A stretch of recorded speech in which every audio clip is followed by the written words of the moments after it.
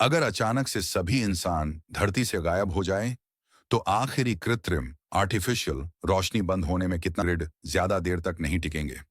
इंसानों के बिना बिजली की मांग भले ही घट जाए, लेकिन हमारे फ्रिज, एसी और लावा लैंप चलते रहेंगे।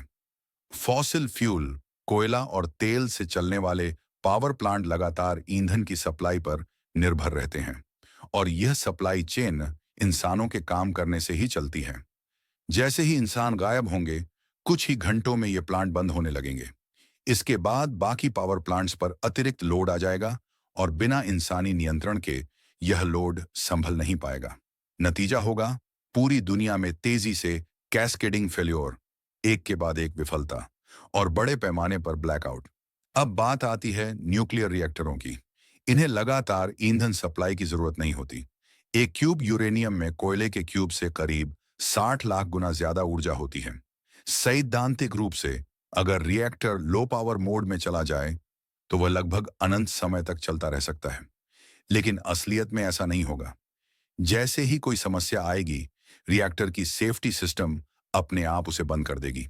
खासकर जब पावर ग्रिड ही डाउन हो जाएगा, तो यह बहुत जल्दी शट डाउन हो जाएगा। हालांकि कई रोशनी ऐसे स्रोतों से आती हैं जो बड़े ग्रिड पर निर्भर नहीं हैं।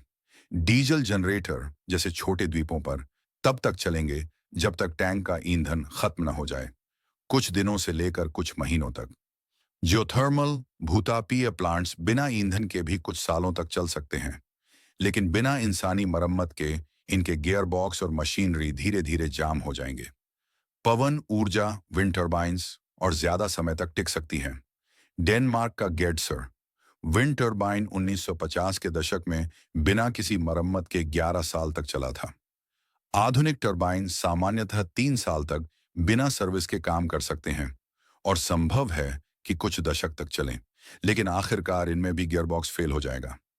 हाइड्रो प्लांट्स जैसे हूवर डैम अपने आप कई सालों तक चल सकते हैं, लेकिन जब पावर ग्रिड बंद हो चुका होगा, तो यह बिजली कहीं ट्रांसफर ही नहीं कर पाएंगे। साथ ही समय के साथ इनकी इनटेक पाइप्स जाम हो जाएंगी या मशीनरी जंग खा जाएगी। बैटरी से चलने वाली रोशनी भी ज्यादा समय तक नहीं टिकेगी। बैटरी कुछ दशकों में खुद ब खुद डिस्चार्ज हो जाती है, चाहे उनका इस्तेमाल हो या ना हो। आमतौर पर 10-20 साल में ये पूरी तरह खत्म हो जाती हैं।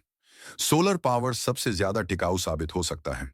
दुनिया में बहुत सी ऑफ ग्रिड सोलर लाइटें लगी हैं, जैसे हाईवे कॉल बॉक्स या मौसम नापने वाले स्टेशन। अगर पैनल सूखे इलाके में हों और धूल हटाने के लिए हवा या बारिश मिलती रहे, तो ये 100 साल तक भी रोशनी दे सकते हैं। लेकिन फिर भी एक अजीब और अंतिम दावेदार है: रेडियोधर्मी कचरा, न्यूक्लियर वेस्ट। रेडिएशन आमतौर पर दिखाई नहीं देता, लेकिन पानी या कांच जैसी चीजों से गुजरते हुए यह चेरनकॉव रेडिएशन नाम की नीली रोशनी पैदा कर सकता है। कई देशों में सीजियम 37 जैसे रेडियोधर्मी तत्वों को पिघलाकर कांच के ब्लॉकों में सील किया जाता है। ये ब्लॉक अंधेरे में हल्की नीली चमक छोड़ते हैं। सीजियम 187 का आधा जीवन, हाफ लाइफ, 30 साल है, यानी 200 साल बाद भी यह अपनी मूल रेडियोधर्मिता का लगभग 1% बचाए रखेगा। चमक की तीव्रता, ब्राइटनेस धीरे धीरे घटेगी, लेकिन उसका नीला रंग वैसा ही रहेगा। इसलिए निष्कर्ष ये है कि इंसानों के गायब हो जाने के सदियों बाद भी गहरे भूमिगत कंक्रीट वॉल्ट्स में हमारे सबसे खतरनाक रेडियोधर्मी कचरे